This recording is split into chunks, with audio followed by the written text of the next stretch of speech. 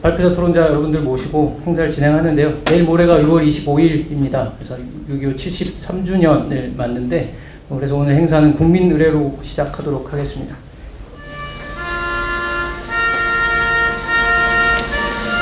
순국선열에 대한 묵념을 올리겠습니다. 일동 묵념. 오늘 행사는 우리 안보문제연구소장님이신 박영준 교수님께서 사회를 보실 거고요. 발표는 김병기 국방대 석좌 교수님, 그리고 이백순 국방대 초빙 교수님께서 발제해 주시고, 토론은 합동군사대학교 총장님, 박창근 주장님, 그리고 안보대 김병조 교수님께서 수고해 주시겠습니다. 앞으로 모실 텐데 크게 박수로 환영해 주시기 바랍니다.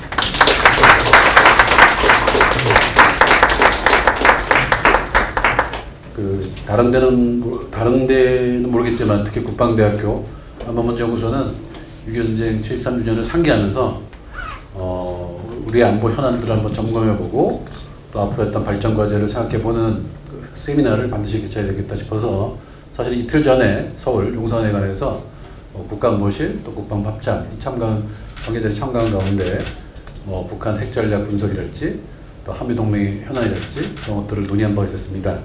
근데 또 논산 캠퍼스에서도 이런 것들을 하면 좋겠다라고 생각해서 오늘 아주 모시기 힘든 발표자, 토론자분들을 모시게 됐다는 걸 말씀드리고요. 또 콜로키엄이라고 하니까 이게 뭐냐, 콜로키엄이 뭐냐 궁금해하시는 분들이 있는데 저희 안보문제연구소는 세미나를 사실 해왔는데 세미나는 이제 교회 전문가님들 모셔서 이제 식견을 나누는 자리고요. 콜로키엄은 사전을 찾아보시면 아시겠지만은 격이 없이 의견을 나누는 건데 교내에 이제 전문가들도 많이 계십니다. 그래서 교내 전문가님들을 모시고서 한번 하는 것들은 이제 콜로키엄으로 이제 구분해서 하는데 오늘 사실 우리 김병기 석좌 교수님이나 또 이백순 초빙 교수님은 우리 규정상에 교내 인사를 부르게 되더라고요. 교내 인사로. 그래서 교내 인사를 부르게 되기 때문에 좀 나쁜 점은 뭐냐면 사실 사례비를 들지 못합니다.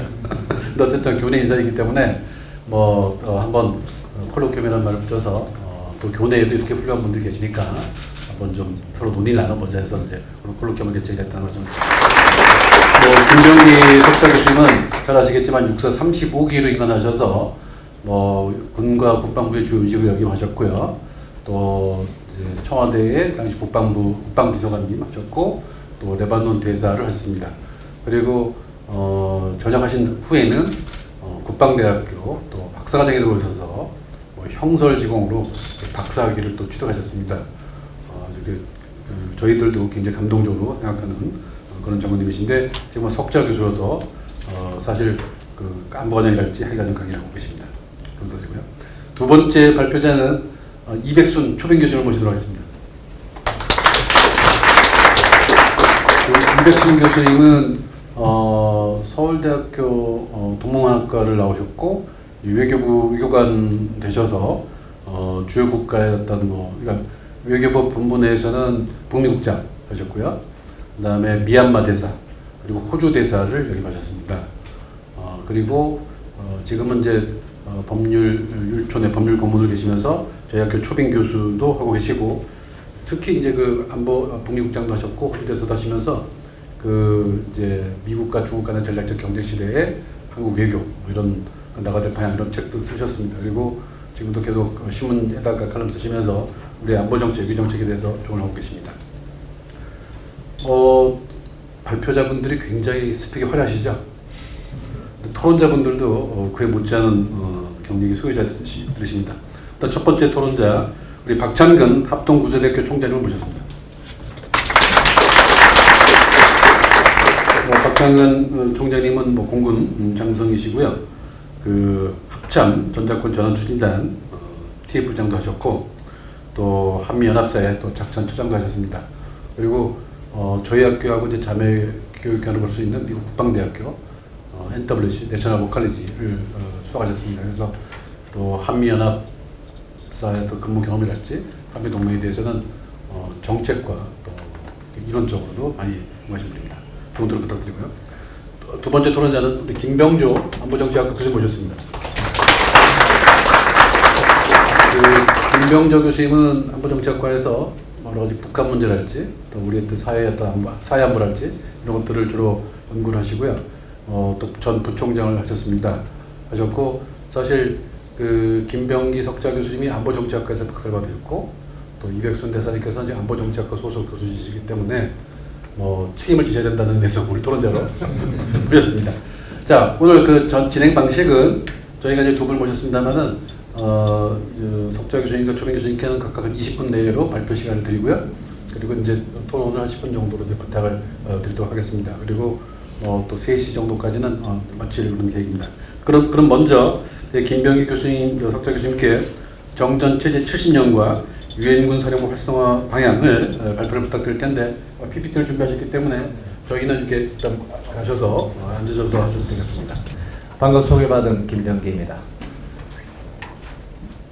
오늘 콜로퀴움의 의의에 대해서 소장님께서 잘 말씀해 주셨는데 저도 개인적으로 정전 70주년을 맞이하면서 한미동맹과 유엔사 특히 유엔사 관련해서는 제가 실무자 때 4년간 한미연합사에서 연합사 유엔사 계획장교, 계획과장을 경험을 하면서 유엔사 참모장교 역할도 해봤고 또 미국 정책과장 하면서 전자권 전환 협상이 시작될 때 유엔사 문제에 대한 그 논의가 사실은 미측에도 별로 관심 가지고 있지 않는 상황에서 논의의 불을 좀 지펴보기도 하고 고민을 많이 했었습니다. 그리고 그게 나름대로 저에게 좀 자극이 돼서 공부를 하면서 정리를 하자 해서 국방대학교에서 석사과정도 유엔사, 박사 논문도 유엔사 관련된 논문을 쓰게 됐습니다.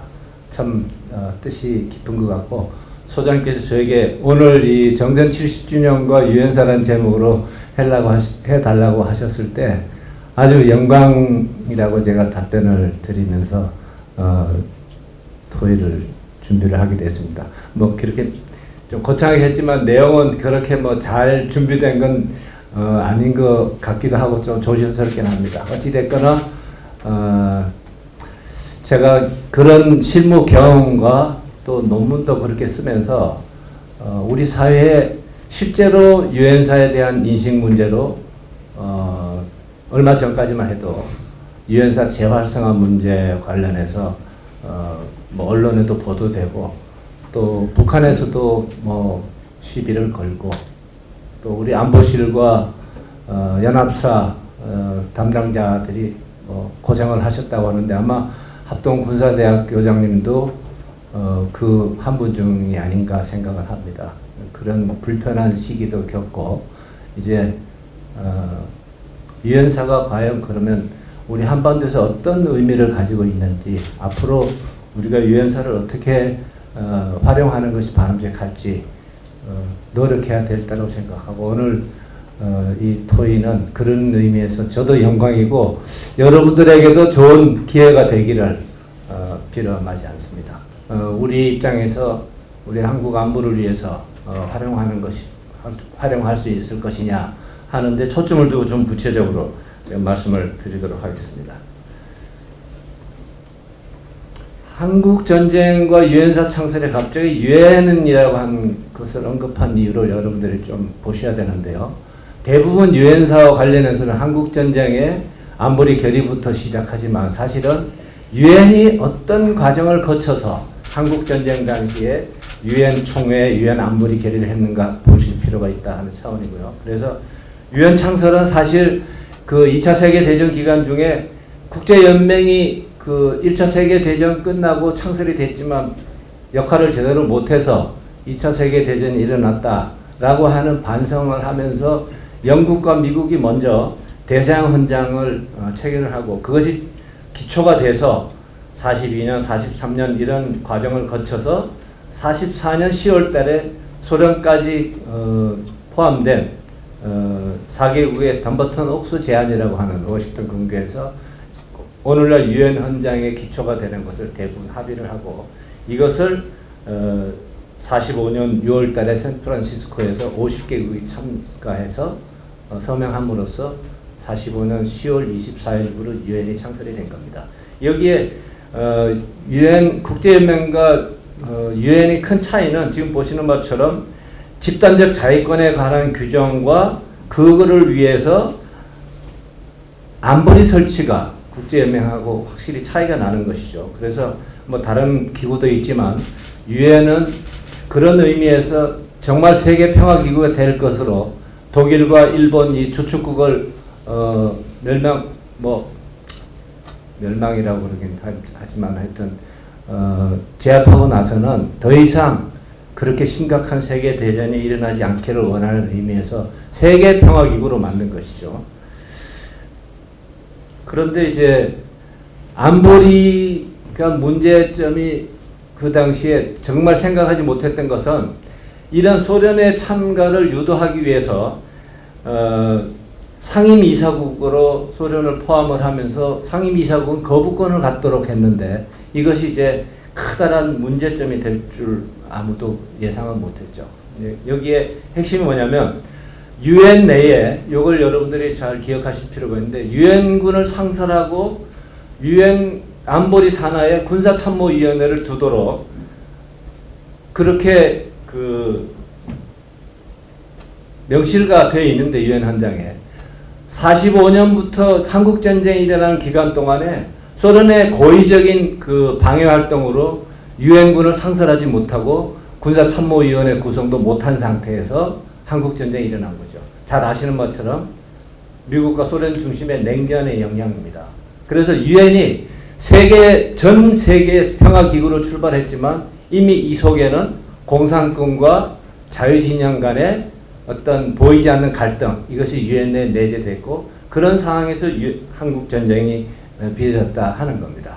그래서 제가 장황하게 설명을 드렸고 유엔하고 한국 문제도 좀 살펴보실 필요가 있는 것이 이과 관련해서 지속적으로 한국 문제는 1975년까지 유엔 총회에서 거의 매년 결의를 하게 됩니다.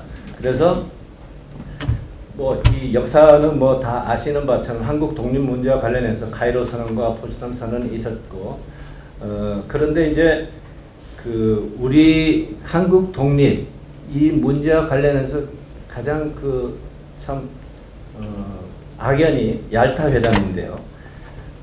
소련의 대일전 참전 이것을 그 계속 모색하면서 얄타 회담에서 여러 가지 소련에게 그 동아시아 지역에 일본의 점령 지역을 준다든지 이런 것들을 준다는 조건으로 한국전에 일본군 무장 해제를 하기 위한 대일전 참전을 요구하게 됐고 그것이 이제 오늘날 38선이 그어지게 된 배경이 되는 거죠. 그렇게 해서 어찌됐거나 38선을 기준으로 북한 지역은 소련, 남한 지역은 미군이 점령해서 군정이 실시가 됐다는 건 잘 아시고 그리고 이제 이런 문제를 해결하기 위해서 모스크바 3상 회의를 했지만 여전히 소련의 고의적인 반대 그리고 북한 지역에 대한 그 영향권 확보를 위해서 이런 모스크바 3상 회의 자체도 효과를 보지 못한 상태에서 한국의 독립 문제를 미국이 주도해서 유엔 총회에 제안하게 됩니다. 이때 그 한국 문제라는 말을 처음으로 유엔에서 쓰게 됐고 이 코리안 퀘스천은 아까 말씀드린 바처럼 1975년까지 계속되는 유엔 총회 의제가 됩니다. 이때 이제 한국 독립과 관련해서 인구 비례에 따른 대한민국의 독립 이것을 결의를 했지만 북한 지역의 반대, 소련의 반대로 북한 지역을 하지 못하고 남한 지역만 단독 총선거를 해서 유엔에서 인정한 유일한 합법정부로 대한민국이 건국이 됐죠.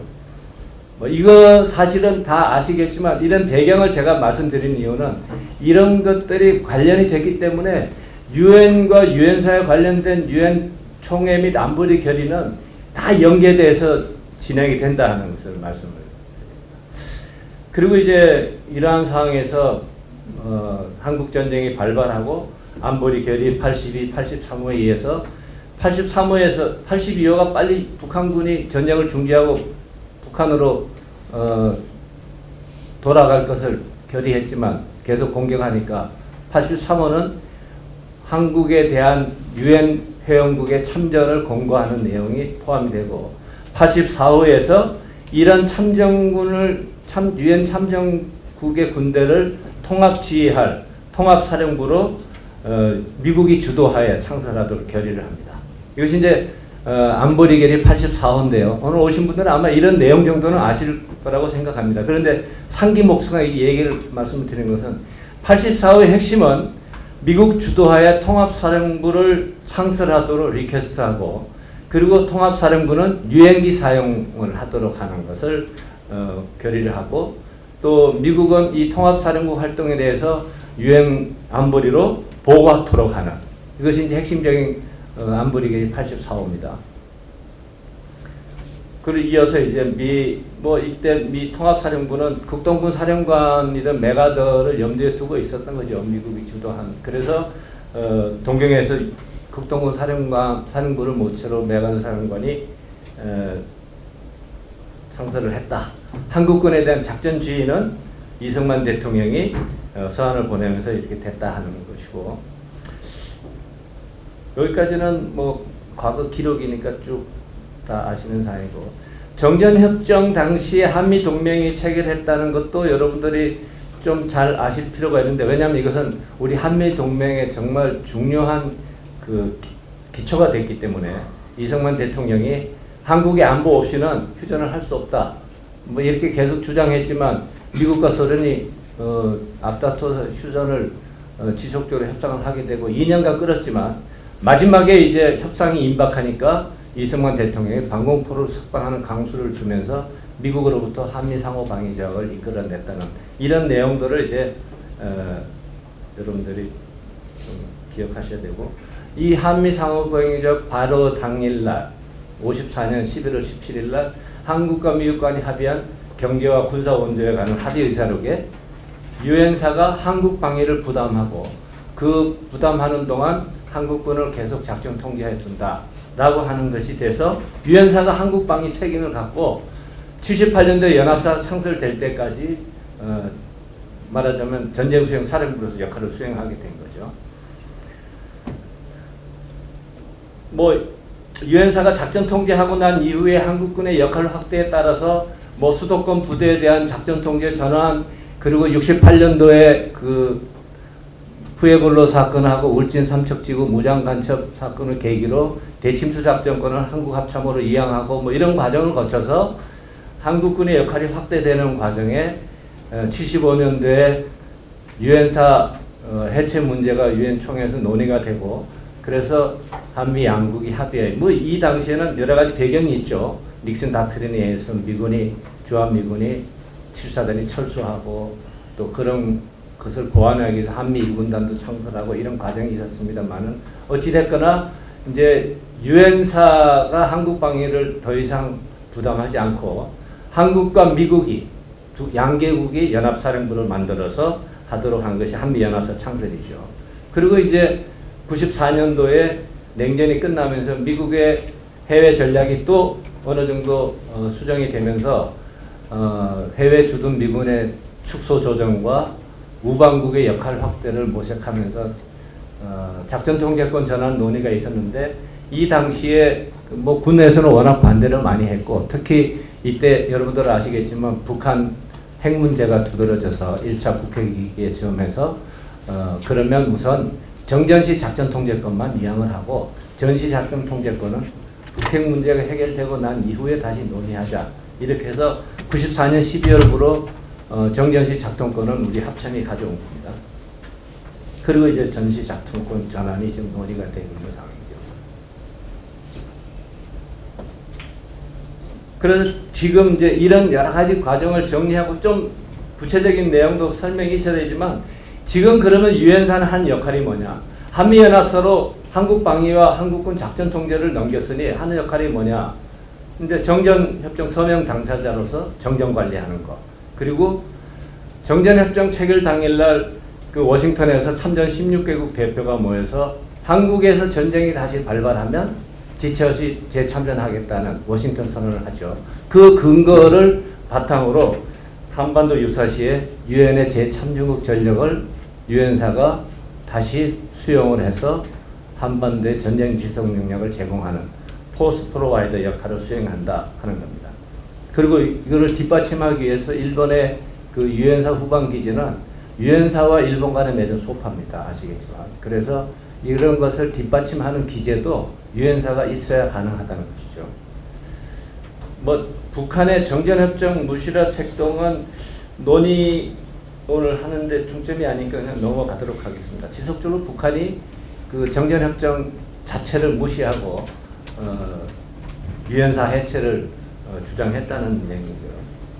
현재는 그래서 군사정전위에서 중국까지 철수한 상황이기 때문에 유엔군과 조선인민군 간의 장성급 회담을 위한 절차 이것이 합의가 돼서 지금 우리 입장은 유엔사지만 북한은 북한인민군이 대표가 되는 그런 협상 채널로 되어 있는 것이죠. 유엔사의 법적 지위와 관련해서 이제 논의가 될 주제라고 생각합니다. 왜냐하면 유엔사 활성화 방안 중에 첫 번째 주제는 그러면 유엔사가 어떠한 법적 지위를 가지고 있느냐 하는 거죠. 그런 차원에서 유엔사의 법적 지위는 유엔사 안보리 결의 그리고 그 이후에 한미 간이 합의한 사항 이런 것들에서 현재 유엔사가 수행하고 있는 역할, 기능 이런 것들을 참고해 봤을 때 어떤 법적인 지위가 있느냐 하는 겁니다.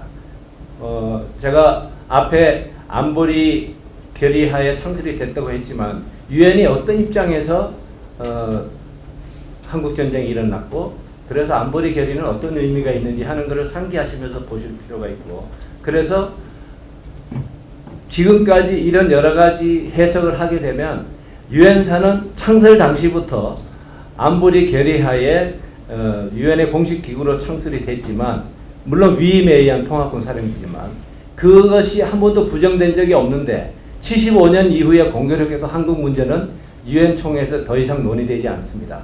그래서 잊혀진 그런 단어가 됐고 유엔에서 미국조차 유엔 내 여러 가지 유엔사에 대한 행정 조치를 게을리하는 것도 사실이고요. 그래서 이제 그런 문제가 있지만 여전히 그 사실은 변함이 없다 하는 것을 정리한 내용이고요. 혹시 이게 오늘 참석하신 분들한테 분배가 됐는지 모르겠지만 시간이 없어서 제가 좀 빨리 좀 넘어가도록 하겠습니다. 그래서 이런 명확한 법적 지위가 있음에도 불구하고 유엔사가 유엔의 공식 기구가 아니다. 미군 주대 통합사령부 불가하다. 이런 주장들을 많이 하는데요. 안보리가 권고했다고 해서 유엔 회원국의 참전을 권고했다고 해서 그건 법적 구속력이 없다라고 주장하는 거. 이것도 잘못된 거죠. 유엔 헌장에 권고를 하든 결정을 하든 그건 유엔에서 결정하는 용어상의 문제지. 참전국들을 전부 다 참전을 강제할 수는 없잖아요. 그런 것을 용어를 사용해서 논리를 만든다든가. 미국이 지휘 감독했기 때문에 유엔 사령부가 아니다라고 얘기해요. 심지어는 통합군 안보리 결의 84호는 통합군 사령부를 창설하라 그랬지 유엔군 사령부가 아니다라고 얘기를 해요. 그러나 통합군 사령부와 유엔군 사령부는 유엔 총회 결의에 같은 결의문에도 같이 씁니다. 그러니까 그 통합군 사령부가 유엔군 사령부라는 뜻이죠. 그래서 그런 것들은 전혀 논리가 맞지 않는데도 불구하고 그런 자료는 도외시하고 이런 주장을 하는 겁니다. 아까 제가 처음에 서두에서 말씀드린 그런 내용들입니다. 그리고 또 많이 이용하는 그 예문이 94년도에 부트로스 갈리 유엔 사무총장이 북한 외무상이 서면 질의서를 보냈는데 이렇게 답변을 해요. 부트로스 갈리는 우리 이 대사님 잘 아시겠지만 전형적인 반미파고 미국을 하여튼 그 아프리카의 그 사자와 같은 그런 제국주의자라고 비판하고 했던 사람입니다. 그래서 하여튼 그 유엔 내에서도 이런 유엔에 대한 여러 가지 유엔사 이런 거에 대해서 긍정적으로 보지 않는 사람이죠. 그리고 실제로 행정적인 조치도 많이 뒤따르지 않았습니까? 그래서 이렇게 대답을 했어요. 그래서 지금 주장하는 많은 사람들이 유엔 사무총장마저 그렇게 얘기했다라고 얘기하는 거죠. 어찌됐거나 이것은 북한과 중국이 주장하는 주의 주장과 같고 특히 중국은 그동안 좀 소극적인 비판 자세를 갖고 있다가 오늘 두 번째 주제인 미중 간의 갈등이 좀 커지면서 더욱더 유엔사에 대해서 아주 그 예민한 그런 반응을 보이고 있습니다. 이 근거는 여러분들이 그 참고로 하시라고 제목을 다 걸었는데요. 안보리 결의 85호에 여러 가지 유엔의 그 지원 소요를 결정할 때 한국 민간인 구호와 지원 소요를 유엔 사령관이 정하도록 하고 그것을 안보리를 대신하여 이렇게 용어를 구체적으로 명시를 합니다. 또 총회 결의 376회도 엉커크를 창설하고 작전사령부인 유엔사와 협조하라 뭐 이런 내용들을 계속하면서 유엔 산하의 정치 군사적인 기구가 대표적으로 가서 이 선이 잘 협의하라 이런 내용을 결의를 하고 또 483호에는 훈장 수여, 표창 수여 이런 문제까지 다 결의를 합니다. 또 그 유엔사에 의한 휴전의 진전을 시인하고 실제로 정전협정 책을 대고 나서 정전협정을 승인한다는 표현까지 하죠. 그래서 그 이후에 뭐 경제사회 이사회에서도 한국 부흥을 위해서 여러 회원국의 지원을 종합해서 하되 유엔사와 협의하라 하는 것도 명시를 하고 그 뒤에 정전협정 체결 뒤후에도 아까 말씀드린 대로 그건 승인 문제 이외에도 한국 문제와 관련해서 한국의 독립과 평화를 추구하는 유엔의 목적 그리고 유엔 방침 이를 군사적으로 뒷받침하는 유엔사에 대해서 결의를 하게 됩니다. 거의 매년 유엔 총회에서 코리안 퀘스천을 결의하는데 이렇게 들어간다는 거죠. 그래서 이런 표현은 제가 쓴 것이 아니고 그 유엔 총회 결의문에 있는 한영판을 제가 따온 겁니다.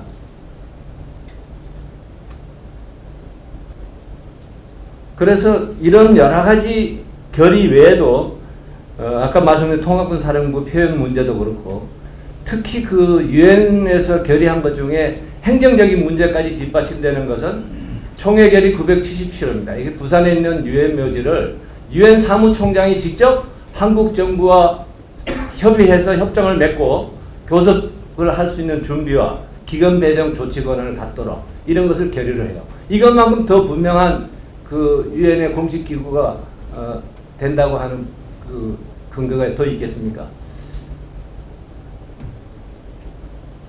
전자권 전환 문제는 워낙 그 시간이 오래 걸리기 때문에 그동안 뭐 여기 오신 분들은 관심 있는 사항이니까 다 넘어가도록 하겠습니다. 어찌됐건 전자권 전환은 2006년도에 한미가 합의할 때는 연합사를 해체하고 양국이 독립된 사령부를 갖기로 했다가 두 차례 연기 과정을 거치면서 지금은 어떻게 되어 있느냐 하면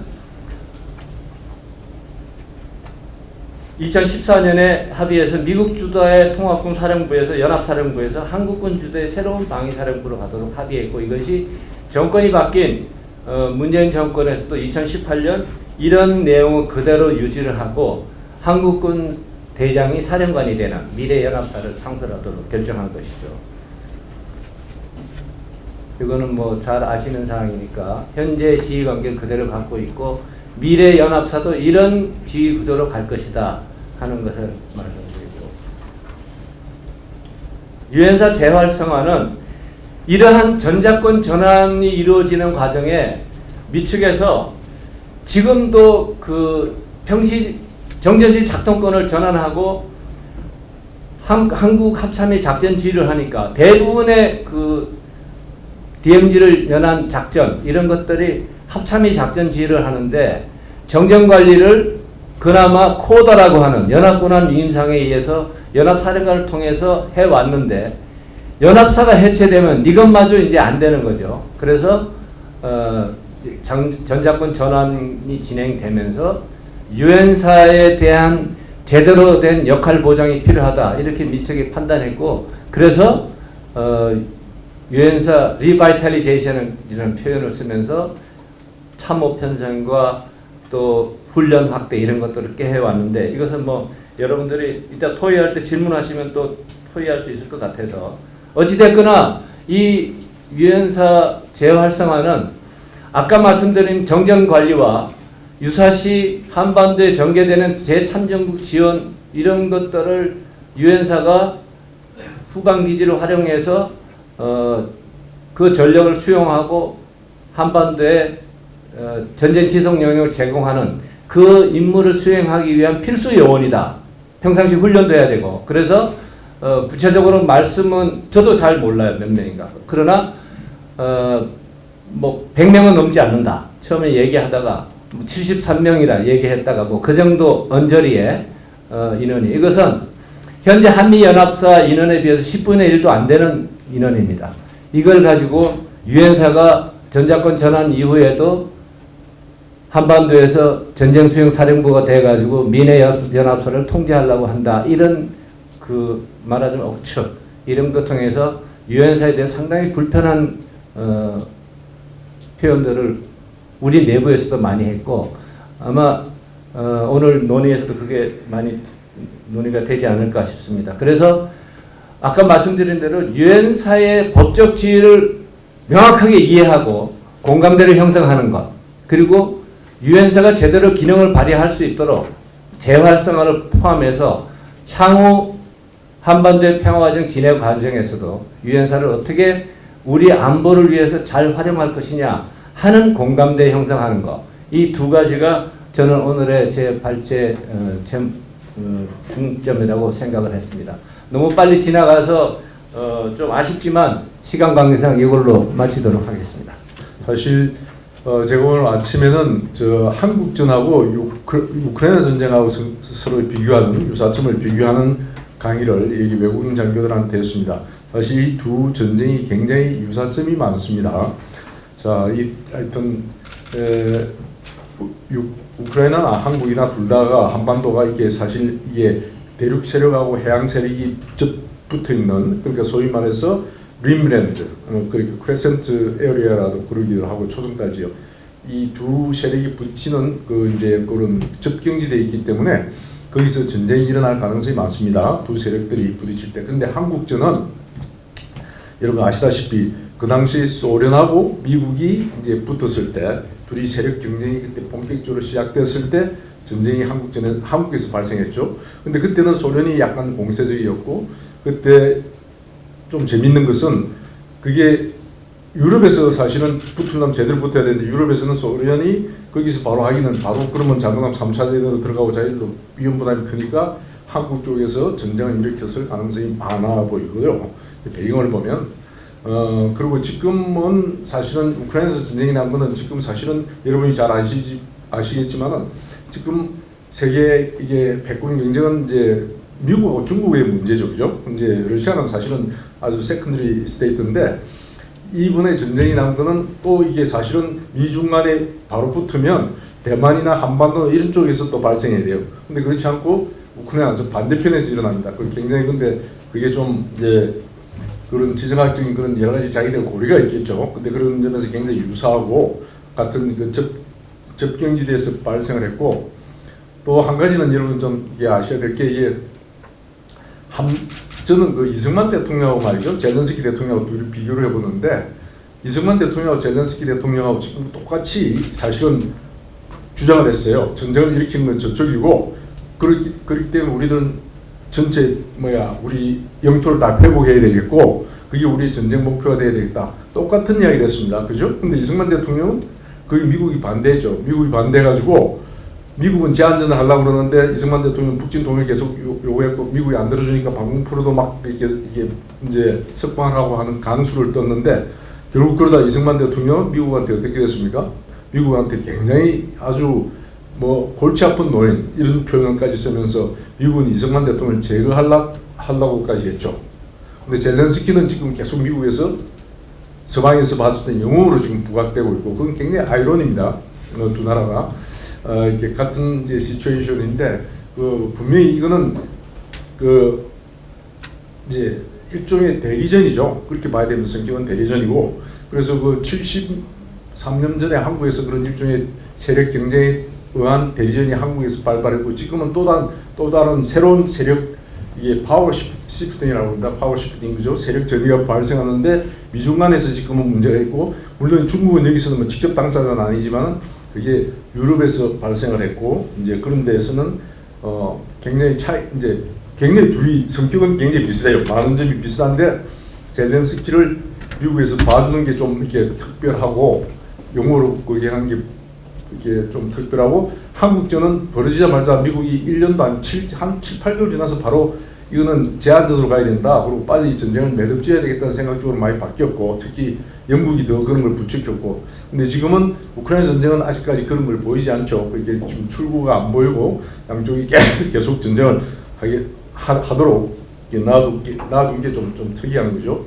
언제까지 갈 수 있는지 모르겠습니다만. 자, 사실 패권이라는 것은 저는 그렇게 생각해요. 저 소련은 미국에 대한 충분한 그게 완전한 이 도전 세력이 될 수가 없습니다. 여러 가지로 소련의 그 경제적인 여러 가지 구조라든지 그 가지고 있는 자기들 리소스.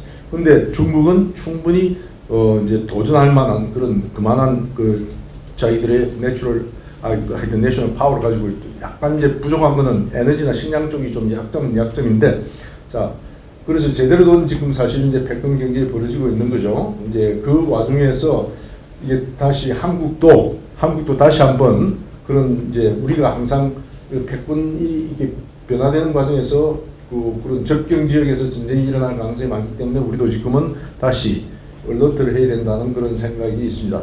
근데 이제 미중 관계는 여러분들 아시다시피 이게 이렇게 변해왔습니다. 그죠? 변해왔는데 미국이 굉장히 저는 착각했다고 생각하고 저는 사실은 테러와의 전쟁이 일어날 때부터 그런 이야기를 했어요. 미국에 있을 때 제가 그때도 미국에 있을 때 미국 친구들 보고 야 테러와의 전쟁은 꼭 내보니까 너희들이 하긴 해야 되겠는데 공격을 당했으니까 이거는 빨리 끝마쳐. 너 발등에 불 같다. 발등에 불인데 발등에 불은 빨리 끌수록 좋다. 근데 너가 발등에 불을 끌려고 발바닥을 오래 보고 있다가 나중에 그 머리 들고 이제 정신 차리고 뒤를 돌아보면 뒷산에서 호랑이 내려온다. 제가 그랬어요. 분명히 호랑이 내려온다. 근데 미국 사람들이 그때 그걸 말을 제대로, 물론 제가 미국 대통령이나 NSC 보좌관한테 한 건 아니지만은 그걸 별로 액셉트 하지 않더라고.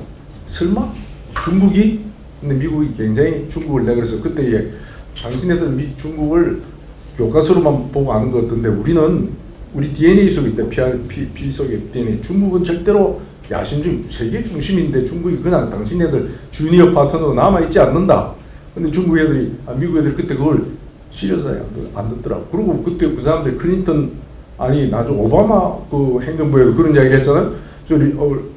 물론 말은 이제 클린턴 행정부 때 만들어졌지만 그 responsible stakeholder란 말이 있잖아요. 그죠? 그거는 책임 있는 이해 상관자를 만들겠다는 거죠. 그러니까 중국하고 힘을 합쳐서 세계를 이게 이제 이끌어 나가고 중국이 책임 있는 역할을 할 수 있도록 국제사회에. 결국 그 이야기는 계속 중국이 주니어 파트너로 남아 있어야 된다는, 그리고 남아 있을 거라고 생각했죠. 그 착각이죠. 근데 그 뒤에 이제 그 착각이 언제부터 시작된 그 꿈이 깨지기 시작했냐?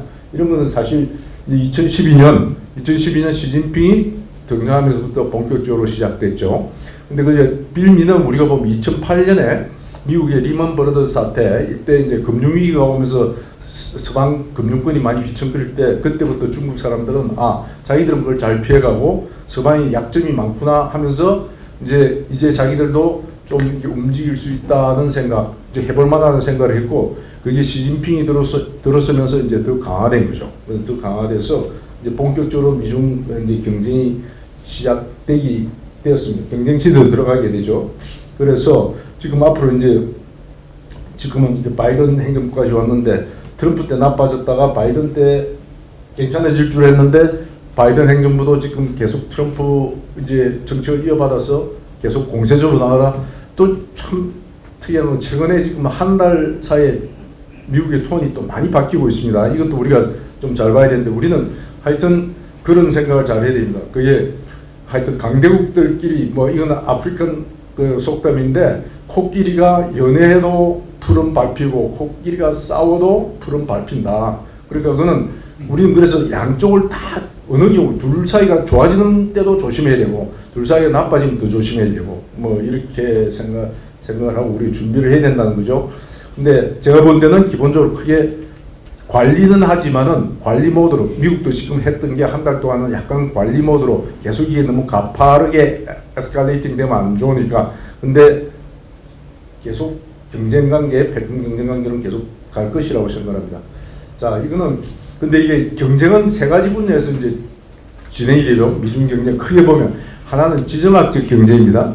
그죠? 다음에 하나는 뭐라고 할까? 국제 질서에 대한 경쟁입니다. 근데 그거는 이제 여러분 알고 국제 질서라는 것은 지금 권위주의 체제가 더 우세할 것이나 그렇게 보면 경제적으로 보면 국가 자본주의, 중국의 국가 자본주의가 나을 것이냐 시장 자본주의가 나을 것이냐 하는 게 이제 그는 국제 질서에 관한 문제고 지정학적인 거는 뭐 1대1로 이쪽 하는 중국의 소위 대륙 세력들을 결집하는 중국이 앞으로 이길 것이냐 아니면 해양 세력을 결집하는 미국이 이길 것이냐 하는 뭐 이런 지정학적 이제 갈등입니다.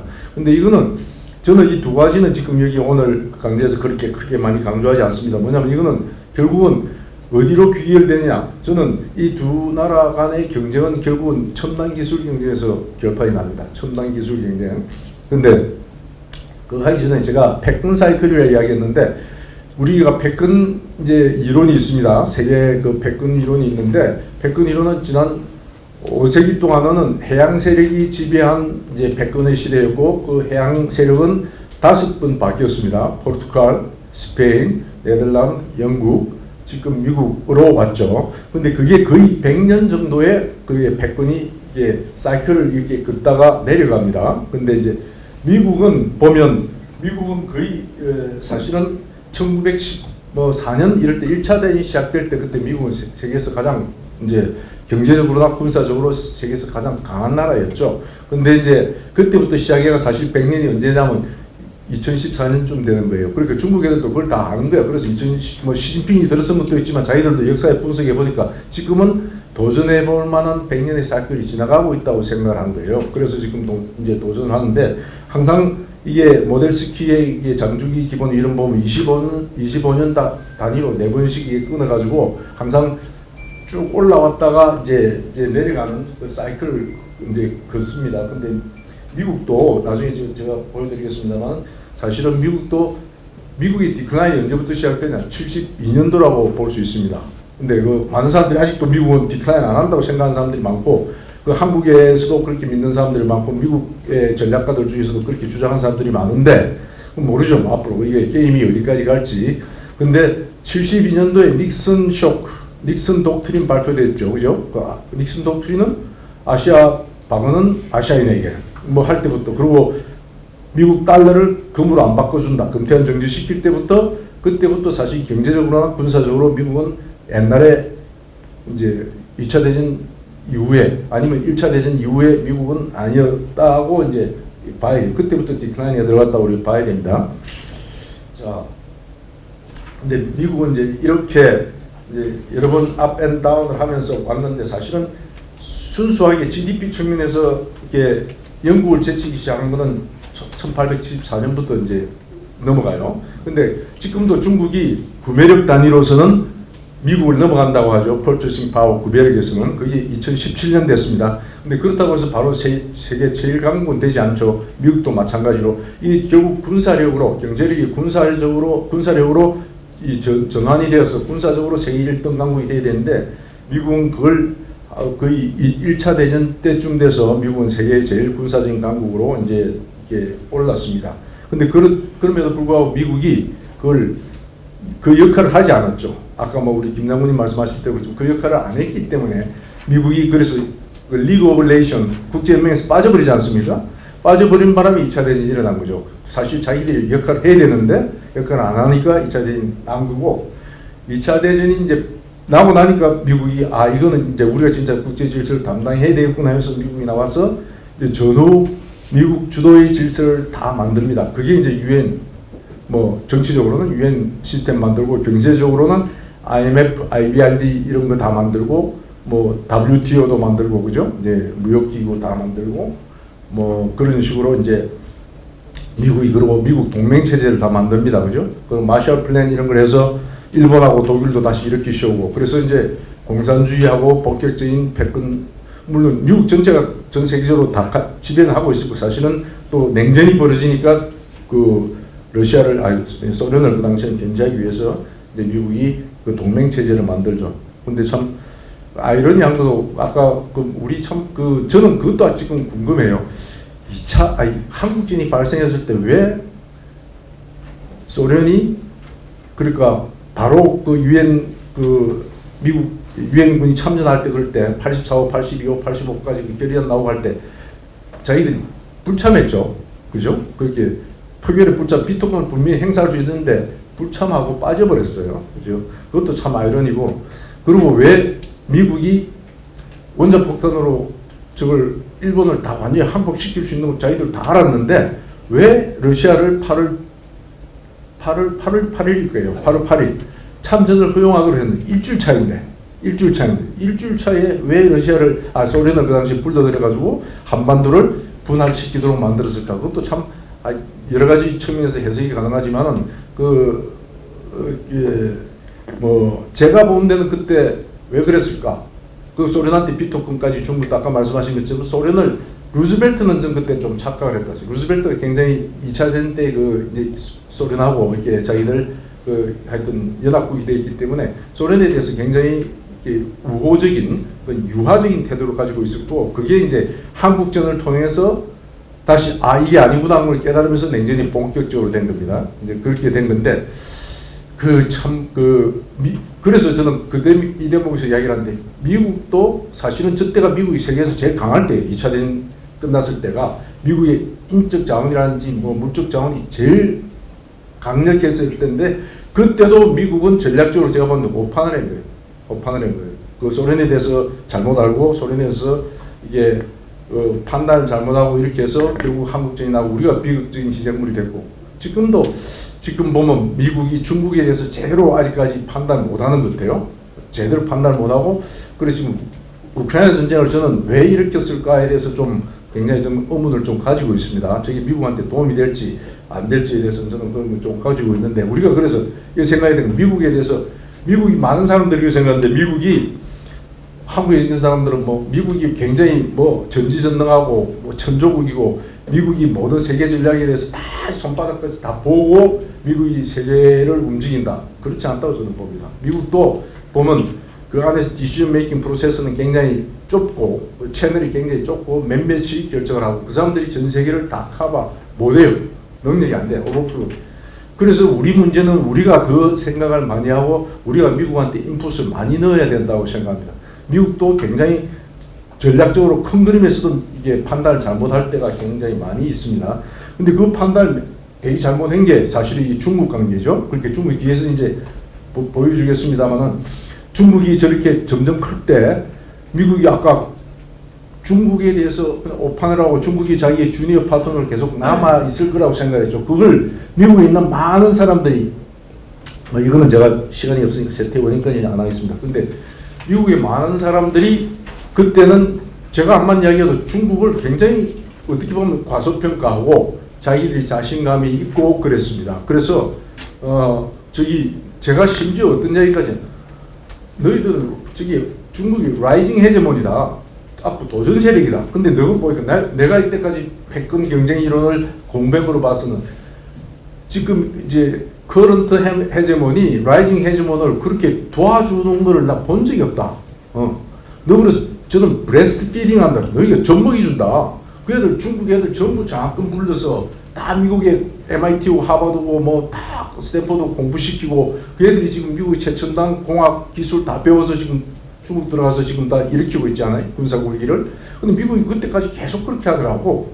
그거 참 이상하다고 그랬어요. 근데 그것도 굉장히 오판이죠. 근데 미국이 중국에 대한 전략적인 오판을 한 거예요. 그러니까 그때만 해도 주니어 파트너로 계속 남아있을 거라는 생각을 한 거죠. 근데 이제 이 사람들이 정신을 차렸어요. 이게 2015년, 16년 되니까 이제 정신을 차린 거예요. 그리고 이제 그 무렵이 트럼프도 이제 그래서 등장을 한 거고. 근데 그때 미국에 보면 이 책을 써요. 100년의 마라톤이라는 책을 쓴 사람이 있어요, 미국에.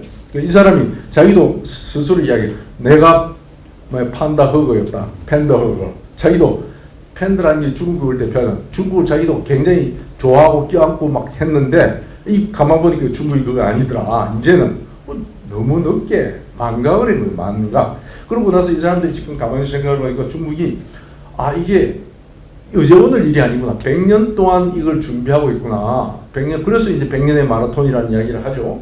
그러니까 중국은 21년에 공산당 만들어졌고 27년에 인민해방군 만들어졌고 49년에 이제 공산당 정부 수립하죠. 이 100년을 마일스톤을 삼아가지고 자기들이 국가 100년 계획이 있는 거예요. 근데 21년에 달성했어요. 소강사회. 그러니까 그냥 일반 백성들이 빈곤에 탈출해서 대충 먹고 사는 소강사회를 만들겠다. 21년에 달성했습니다. 달성했고 다음에 27년이 저게 이제 그래서 지금 27년이 중요하다고 생각해요. 27년 인민군 창군 100주년. 그 시진핑은 어떻게 생각할지 모르지만 시진핑은 여러분도 아시다시피 지금 전쟁 애니타임 전쟁이 일어나면 준비하라. 바로 전시로 들어갈 수 있도록 지금 그래도 그 애들은 지금 여러 가지 지금 민방공 훈련부터 다 하고 있지 않습니까? 그리고 동원 훈련도 하죠. 군수물자 동원 훈련까지. 그 27년 근데 PLA가 저게 과잉 충성을 볼 가능성도 있어요. 저는 시진핑은 어떻게 생각할지 모르지만은 우리도 100주년 됐고 이만큼 그 지도자께서 밀어줘가지고 우리가 분현대를 했는데 우리가 뭔가를 조국을 위해서 한번 뭐 보여주겠습니다 했을 모험주의를 할 가능성이 있는 게 27년이고 다음에 49년에는 자기들이 세계 이제 제1의 국가가 되겠다는 거죠. 근데 이걸 미국이 사실은 간과했던 거고 이제 좀 미국이 정신 차려서 이제 미국이 중국을 16년, 17년부터 이제 중국을 좀 쪼기로 들어갔죠. 근데 쪼기가 들어간 게 이제 어디 들어갔느냐? 이제 이거는 시진핑하고 또 연관이 되고 그죠? 시진핑이 이제 연관이 돼가지고 이렇게 올라오는데 시진핑은 평화불기 이거는 사실은 덩샤오핑이 이렇게 하라고 그랬는데 그건 이제 안 하고 들어와서 유소작이라는 거는 자기들이 일할 수 있는 데 가서 일하겠다는 거예요. 이제 우리도 역할을 좀 하겠다는 거고 분발위라고 또 국가 모토가 바뀝니다. 분발위는 더 열심히 하겠다. 우리가 이제 분발해서 더 국제적으로 우리가 큰 역할을 하겠다.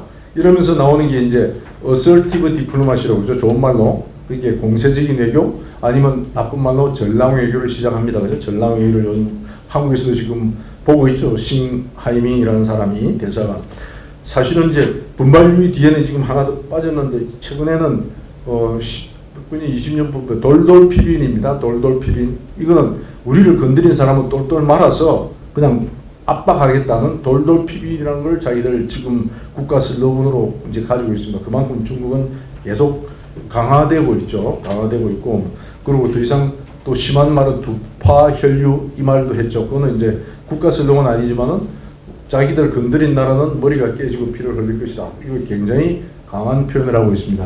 근데 미국이 이제 중국을 지금 누를 수 있는 방법은 저는 그 방법밖에 없는 건데 이제는 지금도 늦었지만 누를 수 있는 것은 첨단 기술 분야 저기에 중국을 누르지 않으면 저걸 중국이 저 마지막 배리어를 넘었으면 거의 저는 미국이 중국을 더 이상 다루기 힘들지 않을까 생각해요. 근데 그게 이제 마지막 이때까지 자기들 허들을 다 열어줬으니까 허들을 다 중국이 뛰어넘어 버렸고 이제 마지막 남은 게 저기 배리어이 첨단 기술 분야인데 저게 이제 나머지는 사실 뭐 지정학 위에 맨 위에 있는 게 지정학 경제 그다음에 세 번째가 있는 게 아까 제가 말씀드렸지만 이거는 국제적인 글로벌 가버넌스 국제 질서 이런 문제는 뭐 계속 진행이 되겠지만 결국 이거는 어디서 결정이 나냐 첨단 기술 저기 패권 경쟁에서 중국이 이기면 그냥 딴 건 자동으로 바뀐다고 봐요. 자동으로 바뀌는데 근데 미국이 그게 이제 미국도 알고 있으니까 그걸 초크 포인트 딱 그걸 이제 그것을 쫄라야 된다 생각하기 때문에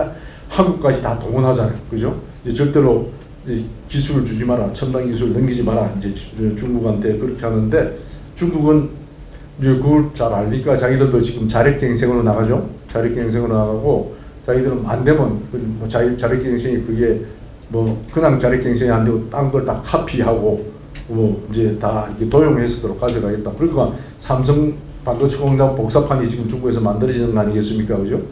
그리고 중국은 리커창 지금 물려놨지만 리커창이 무슨 말을 했죠? 마금 10년 칼을 10년 닦으면 중국은 옛날부터 10년 닦으면 상대를 뵐 수 있다. 암만 강력한 상대도 10년 동안 칼을 벼리면 그때 한번 이렇게 목을 뵐 수 있다는 이 말을 하잖아요. 그러니까 10년 동안 자기들은 이제 자기들 첨단 기술을 무슨 수단을 통해서도 자기들이 하여튼 그 앞에 마지막 남아있는 난간을 넘어가겠다 그런 생각을 합니다.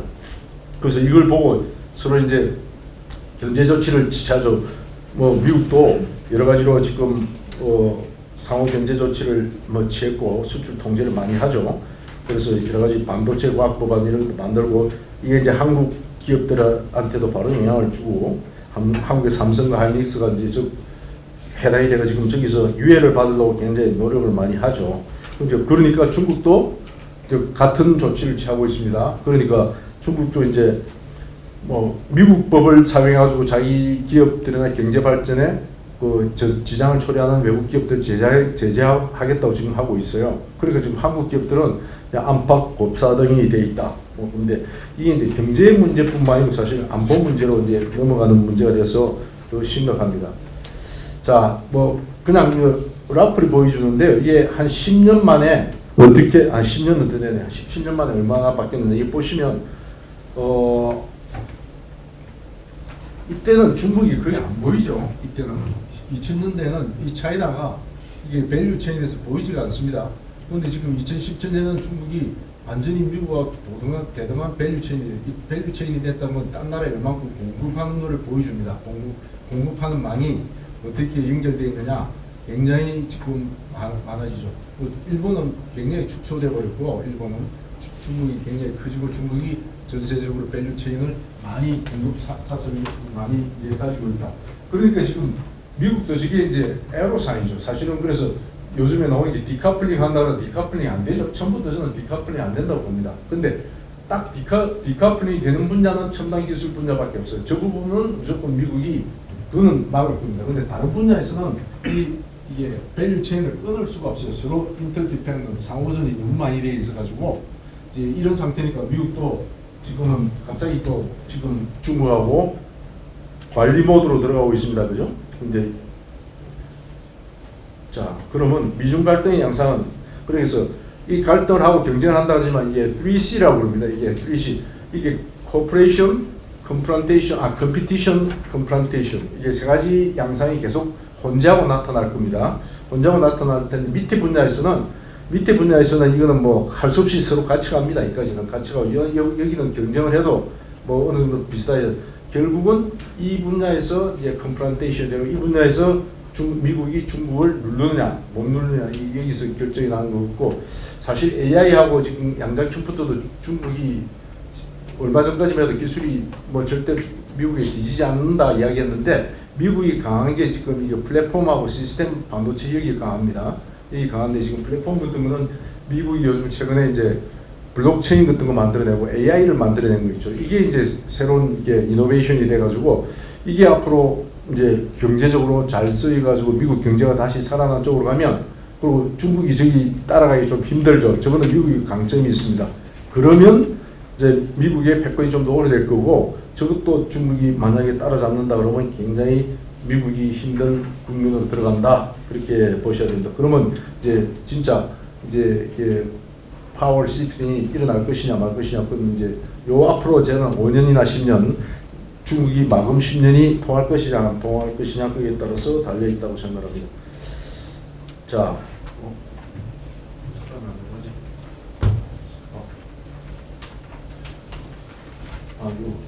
그러면 시간이 거의 다 됐으니까 자 한국 배경으로 나갈 방향 이건 이야기하면 사실 뭐 굉장히 복잡합니다. 근데 이게 바꾸지 않은 파일을 줬구나. 이게 정체성과 저는 이 가치가 아니라고 생각. 이건 이제 전에 만드는 거 지금 바꿔놨는데 우리 집 비서가 딱을 옛날 거 보냈네. 이게 국익에 입각한 원칙 외교를 해야 된다고 저는 생각을 하고요. 자. 우리 국익이란 뭐가 있냐? 국익이라는 것은 사실은 세 가지가 있죠. 그러니까 이제 생존입니다. 국가는 다음에 번영입니다. 다음에 자기의 가치입니다. 이 세 가지가 있는데 평화 시대에는 이걸 세 가지를 동시에 추구해도 괜찮습니다. 근데 상당히 어려운 상황에서는 이게 우선순위가 정해져야 됩니다.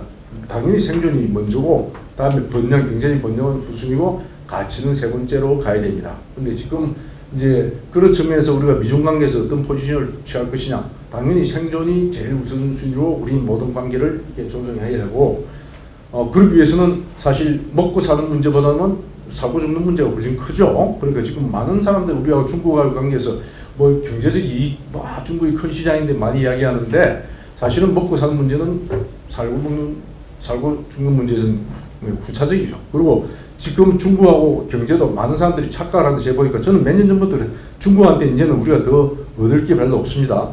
근데 무역 적자가 지금 구조적으로 바뀌고 있어요. 그러니까 계속 중국 시장이 크다고 중국에 가까이 가야 된다는 것도 저는 그건 착각이라고 생각합니다. 그리고 정체성을 굉장히 중요시해야 돼요. 정체성. 우리나라가 어떤 나라인가 그걸 잘 보고 결정을 해야 돼요. 그냥 자꾸 자기 정체성이 없는 나라는 그게 굉장히 기회주의적으로 갑니다. 근데 그렇게 하면 안 돼요. 우리나라가 그러면 이제 예를 들면 간단히 호주 이야기를 하는데, 호주는 상당히 중국이 경제적으로 더 의존을 많이 했죠. 의존이 우리보다 의존도 훨씬 높습니다. 심할 때는 37%, 33% 뭐 이런데 우리는 24, 5%인데 지금 거의 5년, 길게는 5년, 지금 2018년부터 중국하고 소위 밀당 외교를 하고 이렇게 대결을 해결했는데 결국은 호주가 사실은 조용한 승리를 거두었습니다. 중국이 꼬리를 내렸어요. 그거는 왜? 호주는 자기의 정체성을 분명히 하고, 호주 사람들 그러냐, 우리가 변했냐? 우리 안 변했어. 우리는 옛날이고 지금이고 호주고, 우리는 너희들하고 친구하려고 그랬어. 근데 너희들이 변했잖아요. 너희들이 저쪽으로 갔잖아. 근데 우리가 너희 따라가냐? 노웨이. 우리가 왜 너희 따라가냐? 호주는 호주지. 우리는 자유민주주의 국가고 룰 베이스드 인터내셔널 오더를 우리가 다 중요하죠. 우리가 그걸 주장하는데 너희들이 우리한테 욕하면 할 수 없지. 할 수 없지. 그리고 너희들 우리한테 경제 제재 해. 그럼 우리 견디지. 그래서 견디니까 중국이 계속 해보니까 자기들 손해거든. 그죠? 호주에 모든 그 원자재를 수입하고 해야 돼. 자기들 손해니까 중국이 꼬리를 내리고 화해하자고 지금 하고 있습니다. 그럼 한국도 우리가 그런 정치, 우리의 정체성, 우리가 어떤 나라인지 그거 하나. 두 번째, 호주만큼 약간 맷집이 있어야 돼요. 견딜 만한 힘을 가지고. 우리 군대 국민들이 지금 그게 좀 부족해요. 우리 국민들은 너무 경제적인 거 자꾸 생각하는데 경제적인 것도 앞으로 저는 별로 없다고 생각하고, 또 우리 스스로가 국론 통일을 해야 됩니다. 저기 호주는 자유당에서 그랬고 노동당으로 지금 바뀌었잖아요, 작년 5월에. 근데 그걸 중국은 그 계기로 삼아가지고 한번 바꾸기를 시도했는데, 노동당이 조금 친중입니다. 근데 택도 없다 그래. 노동당도 아니 우리 15년 전으로 돌아갈 수 없어. 15년 전에 우리 관계 좋았지. 10년 전까지도. 근데 그건 중국이 그때는 지금 중국하고 달랐으니까. 근데 너희들이 안 돌아가는데 우리 보고 돌아가라고? 그렇게 이야기를 해야 됩니다. 노동당 정부도 그렇게 이야기하고 중국 애들이 안 되겠구나. 그러면 우리가 잘못했다는 표현까지는 안 했지만은 그런 식으로 제스처를 한단 말이죠. 그리고 나머지는 지금 이제 반도국가 뭐 이런 거 교량 춤추고 이런 거 하면 좋은데, 이런 거는 이제 벌써 지금 이게 신냉전 관계가 심화되면 이거는 거의 힘들어집니다. 그죠? 오히려 한국에서는 저는 이제 한국에서 분쟁이 안 일어나는 이걸 어떻게 잘 유지해야 되는 게 굉장히 중요하고, 그리고 제가 말씀드린 신국 국제질서의 안보 관계 이걸 잘 설정해야 된다. 그러니까 우리는 이런 상태에서 이제 한미동맹 굉장히 중요하고 의지를 많이 하지만은, 그렇지만 우리 안보를 위해서 우리가 여러 가지로 머리를 더 많이 써야 된다. 그러니까 과거와 같은 그런 좀 이게 너무 천편일률적인 그런 한 군데 모든 걸 담아놓는 그런 방식으로 해서는 안 되고, 안보 관계를 굉장히 다변화시키면서 우리가 살 길을 찾아나가야 된다. 그렇게 말씀드리고 다음에 질의응답 시간 또 그 말씀을 드리겠습니다. 감사합니다. 네, 이것은 이상이었습니다. 저희가 놀란 것은 사실 오늘 두 분이 오늘 오전에 안보원장 선택 효과에서 거의 3시간 정도 열강을 하셨거든요. 그래서 오후 세미나에서는 각각 한 15분 내지 20분 정도 발표하겠다고 하셨는데 한 30분 이상에 걸쳐서 발표를 해주셨습니다. 그 사실 국방부와 외교부에서 공직생활 30년 이상 하셨고, 또 박사학위 받으셨고, 또 이런 책도 쓰시면서 아마 여러 가지 생활 것들이 많았을 텐데, 짧은 오전에 그렇게 3시간 이상 강의하셨지만 또 열정 있게 또 말씀해 주셨던 것 같습니다. 자, 그러면 두 분 발표에 대해서 저희가 또 두 분 토론자들의 지정 토론을 좀 할 텐데, 먼저 합동공사대학교 박창근 총장님 토론 부탁드립니다. 10분. 그다음에 미중 패권 경쟁 시대 때 우리의 미래 안보 전략을 어떻게 수립해야 될 것인가. 사실 양자택일이라는 단순한 논리로 우리의 국가의 생존과 번영을 보장받을 수 없습니다. 그래서 꼭 필요한 고민이었다고 생각을 합니다. 우선 김병기 교수님께서는 유엔군 사령부 미래에 관련해서 우리가 현명한 판단이 필요하다라고 이제 말씀을 하셨고, 우크라이나 전쟁에서도 보시듯이 위기 관리를 했어야지 사실은 전쟁이 안 일어났는데 사실은 전쟁이 일어났습니다. 지도자들이 사실 잘한 건 없습니다.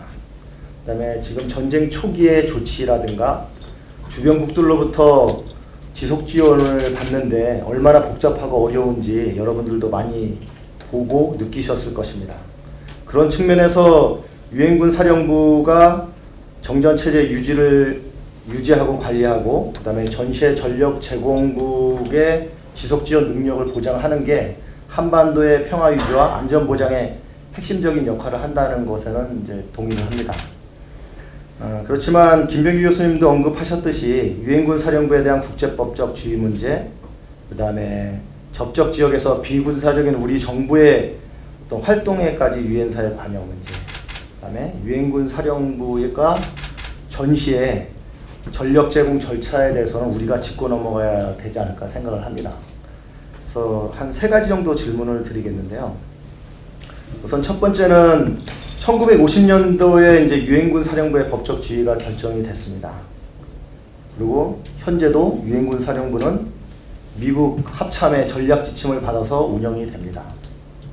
그렇지만 지금 현실 문제로 이제 또 다가와 보면 사실 호스트 네이션으로서 우리나라는 과연 어떻게 유엔사에 우리의 정책을 반영하고 우리가 어느 정도는 권한을 갖고 있어야 되지 않느냐, 그러한 의견들이 있습니다. 그래서 거기에 대해서 교수님의 견해를 한번 듣고 싶고요. 두 번째는 이제 접적 지역에서의 문제입니다. 평시에 우리 정부가 뭐 군사적인 문제는 뭐 협조를 하고 그런 것은 문제가 되지 않습니다. 비군사적인 문제까지 유엔사가 이제 지나치게 관여를 하면 사실 남북관계 문제라든가 아니면은 우리 정부가 추진하고 있는 정책에 있어서 너무 많은 관여를 받고 있다라는 이제 주장들이 있습니다. 그래서 거기에 대해서 교수님 고견을 좀 듣고 싶습니다. 세 번째는 이제 전시의 전력 제공 문제입니다. 사실 이 문제는 우리 한국 정부가 사실 이중적인 태도를 보이긴 보였어요. 사실 유엔사가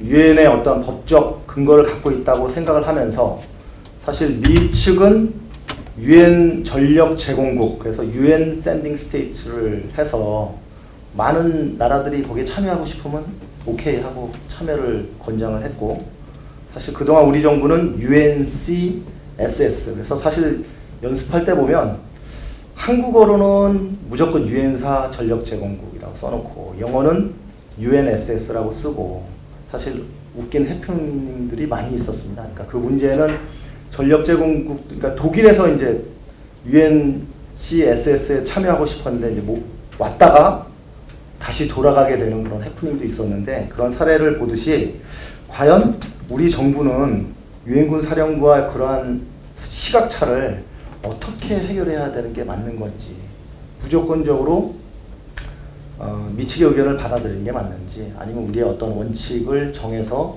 하는 게 맞는지, 거기에 대해서 좀 고견을 듣고 싶습니다.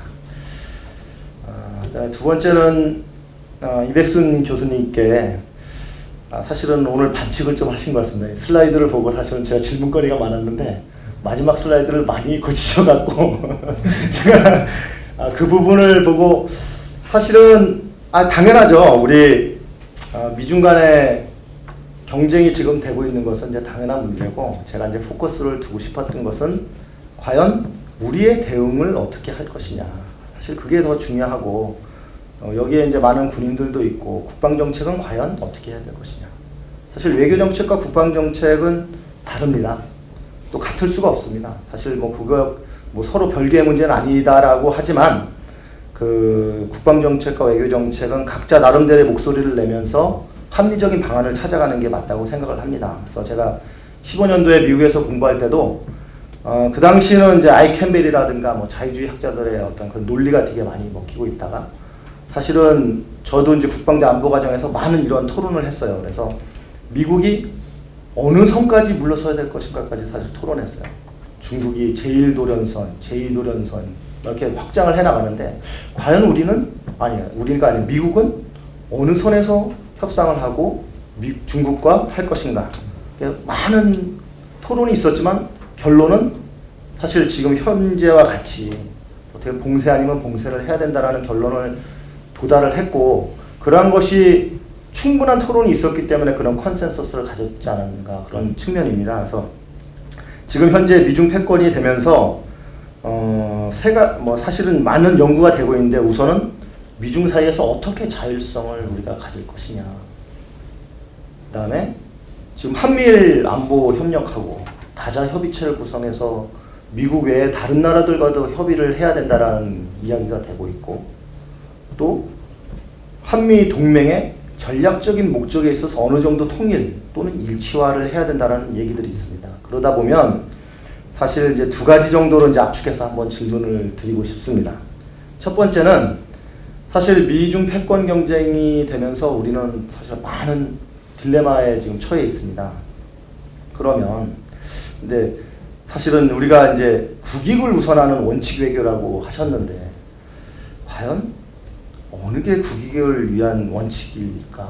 사실 국익을 위한다는 말은 어떨 땐 이렇게 국익에 의하면 저렇게 바뀔 수도 있는 거거든요. 그래서 아까 이제 정체성 말씀을 하셨고 우리가 자신감을 갖고 뭔가 맷집을 갖고 이제 외교 정책을 펴야 된다는 말씀을 하셨지만 사실 여기에 앉아 있는 저나 여기 있는 많은 장교들은 과연 원칙 있는 것이 무엇일지 약간 궁금할 것 같습니다. 그래서 혹시 고견을 갖고 계시면 조금 더 구체적으로 말씀해 주시면 우리가 이해하는 데 좀 도움이 될 것 같고요.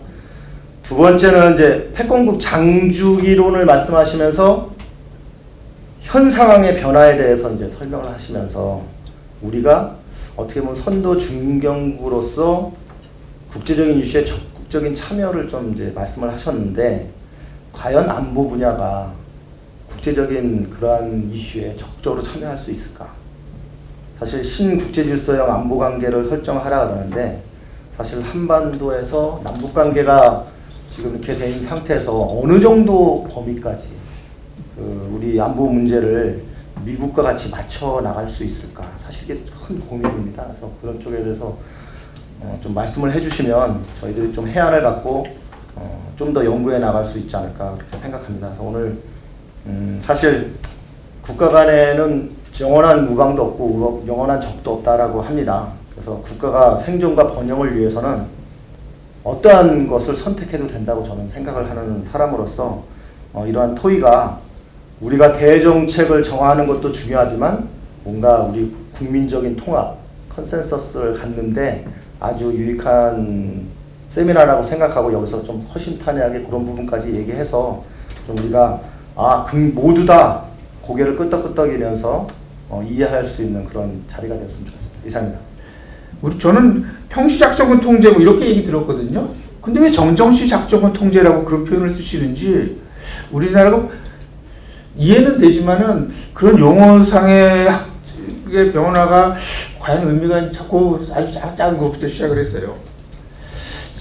어떻게 보면 그동안에 우리 유엔 사령관, 한미연합사령관, 주한미군 사령관이 뭐 다 아시는 것처럼 한 분이 세 개 모자가 점점 분화되는 걸로 발전되는 과정으로도 보여집니다. 보여줘서 유엔사는 유엔사대로, 한미연합사는 연합사대로, 뭐 주한미군 사령관 이런 식으로 이제 분화가 되면서 구조가 바뀌니까 구조에 따라서 역할도 쭉 이제 변화되는 과정처럼 보이는데 그렇다면 과연 유엔사가 이론적으로 보면은 유엔 또는 안보리 산하에 있는 거로 돼 있지 않습니까?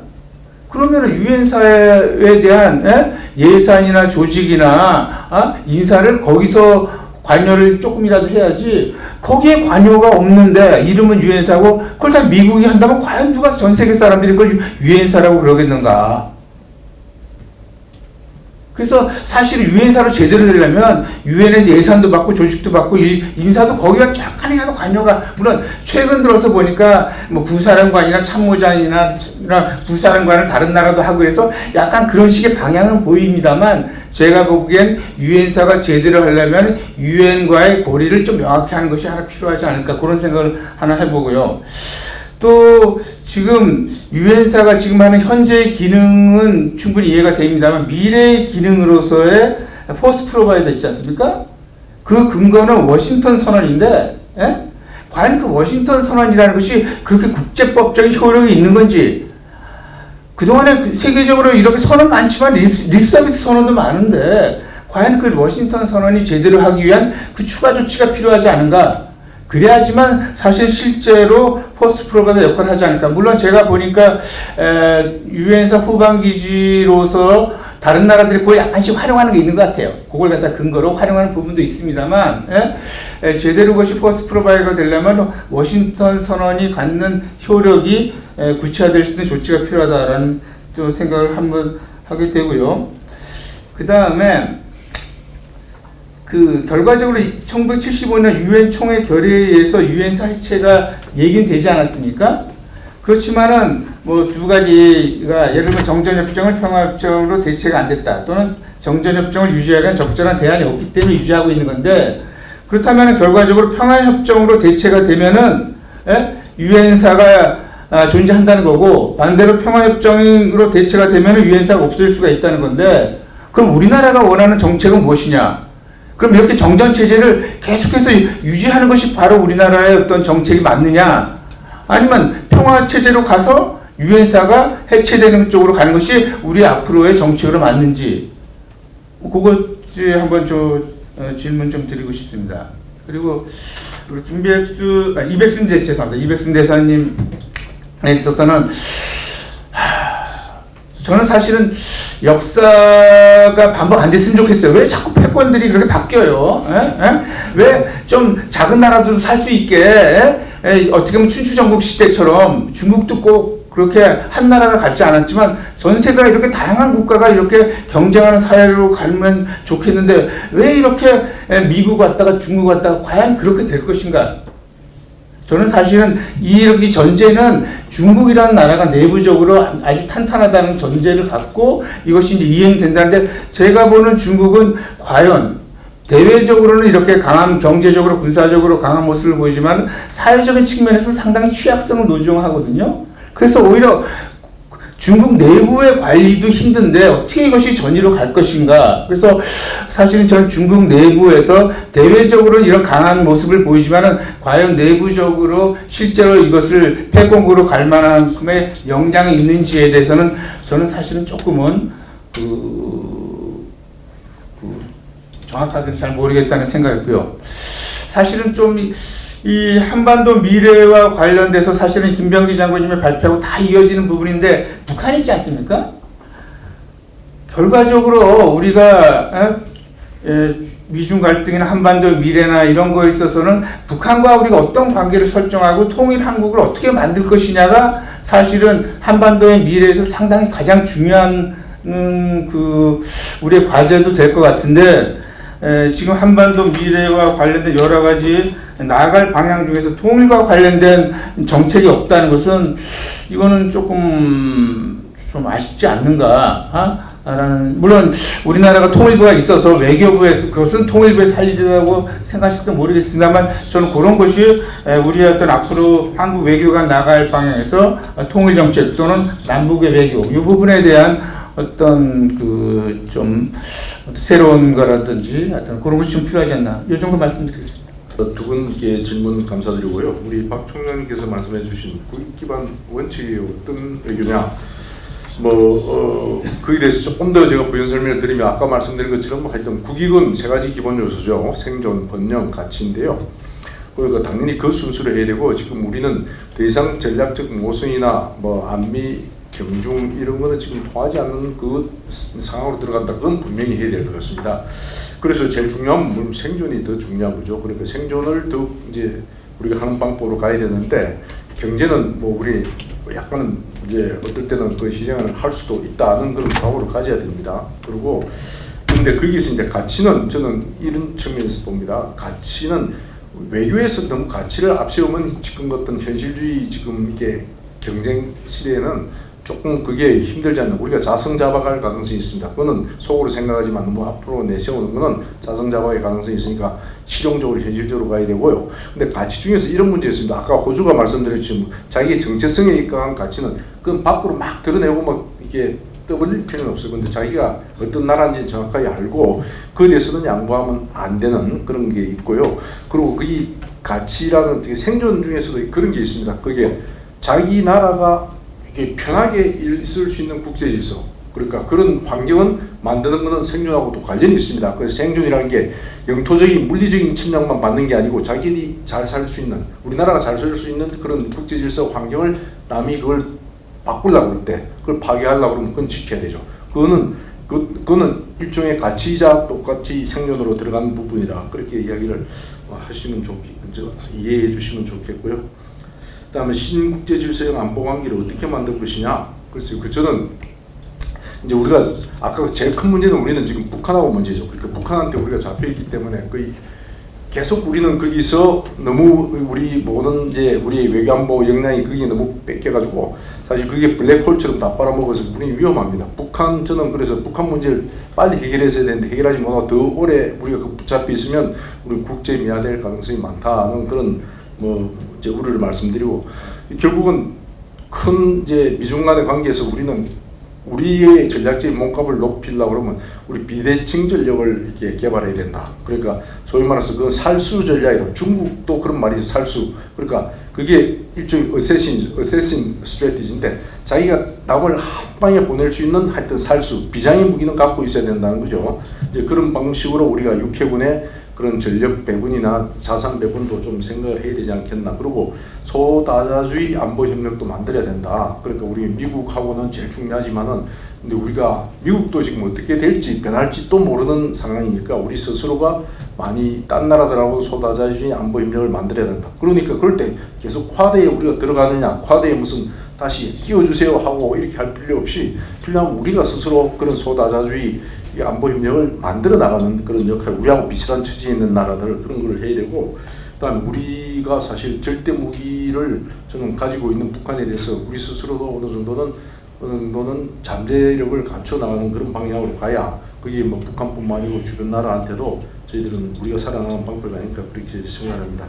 그리고 우리 김 교수님 말씀하신 경우에는 사실 패권 경쟁이 발생 안 하면 좋죠. 근데 그게 이때가 역사적으로 늘 그리 되어 왔고 달도 참은 기우는 거고 그게 뭐 이게 세상의 이치인데 사실 중국도 약점이 많죠. 중국이 약점이 많은데 거꾸로 우리가 보면 미국도 굉장히 좀 약점이 많습니다. 저는 미국이 오히려 내부가 더 걱정이 돼요. 그리고 중국 뭐 금융 문제도 있고 그렇지만 미국은 지금 저 나라가 과연 한 나라가 돼서 옛날처럼 2차 대전 때처럼 일체단계를 싸울 수 있는 나라가 될까? 미국 안에 워낙 사회적으로 지금 서로 이렇게 대립과 모순이 너무 심해서 그런 측면도 있어서 그거는 사실 서로 비슷하다고 봐요. 이제 중국도 약점이 있지만 우리가 잊지 말아야 될 것은 중국은 역사적으로 보면 중국은 새 왕조가 들어서고 처음에 한 40년 짧게는 빨리 망한 왕조, 조금 길게 가는 왕조 100년 동안은 계속 올라갑니다. 항상 그래요 사이클이. 근데 지금은 중국은 올라가는 사이클이 있어요. 그러니까 저걸 우리가 너무 무시하지 말아야 된다. 중국이 금방 미국 앞에 무릎 꿇을 것이라 생각하는 것은 조금 우리가 너무 그런 낙관론을 가지고 있으면 안 된다고 생각을 합니다. 예, 그 정도. 우선 우리 박 총장님 질문하신 거 제가 못 알아듣는 단어가 있어. UNXX가 뭡니까? UN 개새끼라는 얘기죠. 사실은 그게 이제 지금 한 몇 년 동안 이제 어려웠던 문제인데 United Nation Command Sending States하고 그다음에 United Nation Sending States라고 해서 두 가지 이제 뜻이 약간 이제 틀리게 이제 해석이 됩니다. UNCSS는 이제 지금 현재 그 한국 전쟁 때 전력 파견을 했던 16개국에 한해서만 우리가 그 전력 제공을 받자라는 얘기고요. UNSS 하면은 미군 입장에서는 어떤 요청하는 나라가 있다. 그럼 그 나라들의 모든 전력 제공을 유엔사에서 통제를 해서 전력 제공을 하겠다. 그러다 보니까 사실은 한국 정부 입장에서는 좀 어려운 점이 유엔사의 그 권한이 너무 막강한 거죠. 그러니까 우리나라에 들어오는 모든 전력 제공국을 왜 우리 정부가 컨트롤을 못하고 유엔사에 맡겨놓고 사실 전략 지침도 미 합참에 의해서만 전략 지침이 가다 보니까 그런 문제가 지금 제기되고 있고 그래서 지금 막 토의가 되고 있습니다. 그걸 어떠한 용어로 통일을 시킬지 그래서 한번 거기에 대해서 고견 한번 여쭤봤습니다. 저는 그 SS란 말을 너무 약자로 쓰니까 XX로 들어서 뭐 욕하는 용어인 줄 알았는데 농담이고요. 그건 아니고 우선 그 유엔사가 지금 막강한 권한을 갖고 있는 것처럼 이제 자꾸 파고들수록 그러니까 정경 관리를 한다고 하면서 너무 권한이 센 거 아니냐. 그러니까 그래도 주권 국가인데 어떤 그 우리의 입장은 너무 지금 갖고 있지 못한 거 아니냐라는 질문. 이거 3번 전시 전력 제공 문제하고도 좀 관련되는 문제 같아요. 그래서 두 번째 문제, 접촉 지역의 그 관리 문제와 관련해서 우리 한국 정부가 북한과 교류 협력을 하거나 할 때 불편하고 실제로 그런 것이 언론에 보도되고 하는 문제, 이것은 전적으로 신뢰의 문제라고 생각합니다.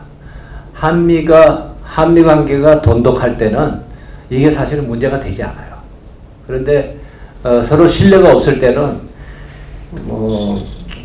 북한 지역에 뭐가 갈지 모르는 상황이니까 정전협정상에는 DMZ는 그야말로 비무장지대입니다. 이 비무장지를 통과하는 모든 인원 차량은 유엔사 관할로 명시가 되어 있기 때문에 정전협정에 의해서 정전협정 서명 당사자로서 역할을 하고자 하는 거고, 특히 개성문산 축선에서 그 개성공단을 포함한 여러 가지 물자들이 들어갈 때 정전관리상 명시된 유해 물자 이런 것들이 갈지 여부를 유엔사 입장에서는 봐야 되겠다는 거거든요.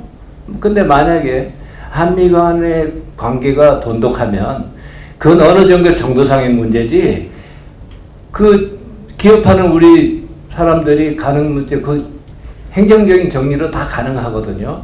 근데 사이가 나쁠 때는 그 현장에서 막 그 옥신각신하기도 하고 그랬어요. 그래서 그런 문제를 가지고 유엔사가 남북 간의 교류 협력도 방해한다. 그런데 그건 그런 차원에서 볼 것이 아니라 한미 간의 신뢰 문제가 깨졌을 때 항상 그런 얘기가 나왔다 하는 말씀을 드리고, 무엇보다도 유엔사가 그런 정전협정상에 규정되어 있는 범위 내에서 유엔사가 그 말하자면 서명 관리자로서 뭐 표현을 하면 exclusive authority라고 합니다. 그래서 그런 것을 가지고 있기 때문에 그것을 우리가 시비 걸 수는 없다 하는 차원에서 제가 말씀드릴 수 있는 거고,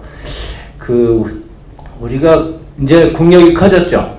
6.25 때부터. 그리고 정전협정 체결하고 상위 방위조약 맺을 때 아까 합의에서라고 말씀했지만 일방적으로 미국의 지원하에 우리 군이 커온 겁니다. 그때하고 지금하고 다르죠. 그런 만큼 유엔사가 한반도 방위를 위해서 해왔던 그걸 인정하고 앞으로도 우리 안보를 위해서 우리가 활용하는 것이 더 중요하다. 그래서 워싱턴 선언 김병조 교수님 질문하는 거하고도 같은 맥락인데요. 이런 것들이 한국 전쟁이 끝나면서 전쟁이 끝난 것이 아니고 정전협정이거든요. 시스파이어. 그래서 평시 작동권도 아니고 더 정확히 정전시 작전 통제권이라고 표현한 거니까. 그런데 그 정전 상태에서 한국 전쟁을 치른 참전국들이 전쟁이 재발하면 오겠다 하는 것은 이렇게 70년이 갈 줄은 몰랐죠. 한반도에 전쟁이 나면 언제든지 참전하겠다 한 것은 사실은 그 당시에 유효하고 지금 그거 지킬까 생각할 수 있어요. 그러나 여러분들 북핵 문제와 관련해서 2020년 1월인가요? 밴쿠버에서 참전 16개국 중심의 외무장관 회담이 열렸습니다. 중국이 굉장히 예민하게 반응을 했죠. 물론 북핵 문제를 전제로 중국도 초대했다고 합니다. 그렇지만 중국 가지도 않고 유엔 참전국 중심의 회의를 한 것은 지금 유엔사 재활성화와 관련해서 미국에서 정말 앞으로 유엔사를 활용한 한반도의 안보 이 문제에 최대한 활용하겠다 하는 그게 있는 거고, 이걸 왜 우리가 마다해야죠? 우리 주권을 침해하는 겁니까? 유엔사 후방 기지를 이용해서 참전국의 전력이 우리 전쟁 시에 들어와서 도와준다는 겁니다. 이걸 주권을 침해한다고 생각하거나 우리를 불편하게 만든다고 생각하는 것 자체가 저는 이해가 되지 않는다. 물론 유엔사가 마음대로 일본에서 증원되는 참전국 전력을 한미연합사로 보내고 하는 것은 되지 않죠. 사전에 협조가 돼야 될 겁니다. 왜냐하면 그 부대들이 들어오면요, 많은 수용시설, 그것과 관련된 수도, 전기, 이런 문제, 경호 문제, 그리고 이동 문제, 이런 것들이 우리가 도와주지 않으면 안 돼요. 그건 당연히 협조해야 됩니다. 그러나 그것은 유엔사 참모 기능을 활용하는 것이 기본적이다. 왜냐하면 참전국들은 유엔사 산하에 싸웠고 정전 상태가 유지한 상태에서 다시 전쟁이 일어나서 참전하는 거니까 거기서 우리 역할이 있는 거죠. 그런데 아까 말씀하신 유엔 참여국이 아닌 국가에서 한국을 위해서 참전하겠다 하면 그것은 우리의 주권입니다. 우리 영향입니다. 그걸 다시 유엔사가 수용해서 하시오. 아닙니다. 우리 한국으로 바로 들어오게 하고 우리가 지원받겠습니다 하는 문제는 우리 문제죠. 그것도 유엔사가 협의를 해야 될 겁니다. 이제 그 질문을 하신 것 같고, 그 다음에 그 1분 이내 부탁드리겠습니다. 일본 내 1분 이내. 일본 계룡역 KTX. 평시 작동권 환수는 정전시 작동 환수로 된 건 좀 더 정확한 용어로 표현된 거다 말씀드리고, 그 유엔사가 안보리 산하의 기구인데 왜 관여를 안 하느냐, 이것은 아까 말씀드렸지만 유엔이 창설되고 나서 안보리 규정에 군사참모위원회를 두도록 하고 되어 있는데 못했다고 제가 말씀드렸지 않습니까? 그게 제가 얘기가 길었어요. 왜냐? 한국전쟁 당시에 왜 유엔군 참전하면서 군사참모위원회가 있어가지고 했으면 아무런 논쟁거리가 없는데 그게 없었기 때문에, 소련의 방해가 없었기 때문에 미국 주도하에 통합군 사령부를 만들어 했고, 그 유니파이드 커맨더는 이후에 연결되는 많은 유엔 총회 결의에 UN 커맨드라고 되어 있어요. United Nations 커맨드라고 또 표현합니다. 동일 명칭이에요. 그걸 제가 말씀드리고, 단지 미국 주도하에 하면서 그 당시에도 지금 평화유지군 예산 책정이나 이런 것처럼, 지금 이제 김병교 교수님 그걸 말씀하신 것 같은데, 너무나 많은 예산이 들고 대규모 전쟁을 치르는데 그것을 유엔에서 유엔 부담금을 받아가지고 평화유지군에 배정하는 것처럼 할 수는 없을 것이다. 미국한테 위임을 했기 때문에 그 운영에 대한 것은 미국이 해왔고, 단지 미국이 그런 행정적인 처리를 그 당시에는 뭐 당연한 것으로 받아들였는데 그 이후에 제가 말씀드린 대로 게을리한 적도 있고, 그래서 지금 약간의 혼란이 있다 하는 것을 말씀드리면서, 유엔 사령부 해체 이후에 평화협정 체결하고 하는 것도 한 말씀만 더 드리면, 평화협정 체결로 유엔사가 없어지는 것은 평화협정에 대한 이해부터 필요합니다.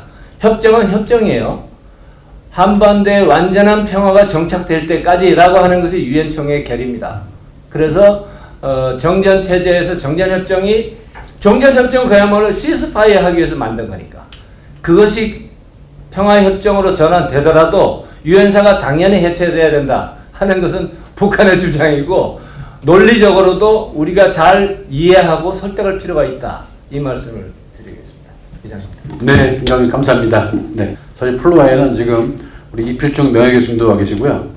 그다음에 공작사 김순태 대령도 와 계시고, 뭐 공군본부 합동대, 뭐 국방대에서 많이 오셨는데, 좀 시간이 여유가 되면 좀 플로아를 오픈해서 질문을 받아보고 싶었습니다만은 지금 계룡역 KTX가 기다리고 있고, 그다음에 논산시에서 주최하는 6.25 전쟁 또 기념식에 우리 박창근 총리께서 참석하셔야 되는 문제가 있어가지고요. 플로아 질문을 받지 않도록 하겠습니다만은, 나중에 뭐 저 공군본부나 또 공작사나 꼭 이렇게 이백순 대사님이랄지 또 우리 김병기 장군님 모셔서 더 충분한 이야기를 들을 수 있으면 좋겠습니다.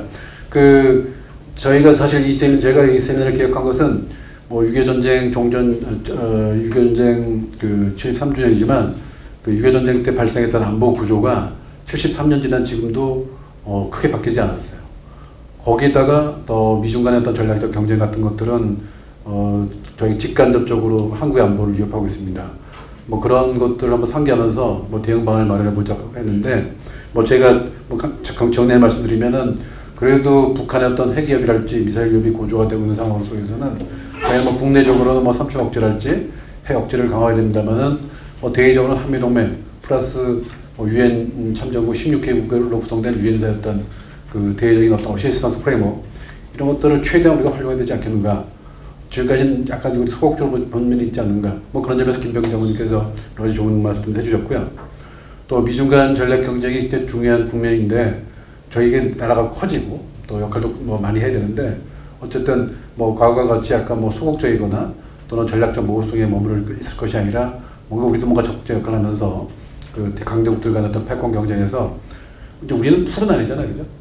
뭐 고래가 다니면 우리는 이제 고래 정도는 저기 코끼리 정도는 아니지만 그 정도는 아니지만 무슨 뭐 날렵한 무슨 치타 정도 되지 않았나 싶은데 어쨌든 우리 증진된 국력이랄까 국제기사를 하기 위해서 뭔가 생존 전략을 모색하는 것들이 필요하지 않겠는가. 이백순 대사님 말씀은 그런 것들이 아닌가 싶습니다. 어쨌든 오늘 이렇게 두 분의 발표와 또 두 분께서 토론해 주셔서 저희가 안보 전략을 생각하는데 큰 도움이 됐다는 말씀드리면서 이 박수로서 오늘 세미나를 마치도록 하겠습니다. 감사합니다.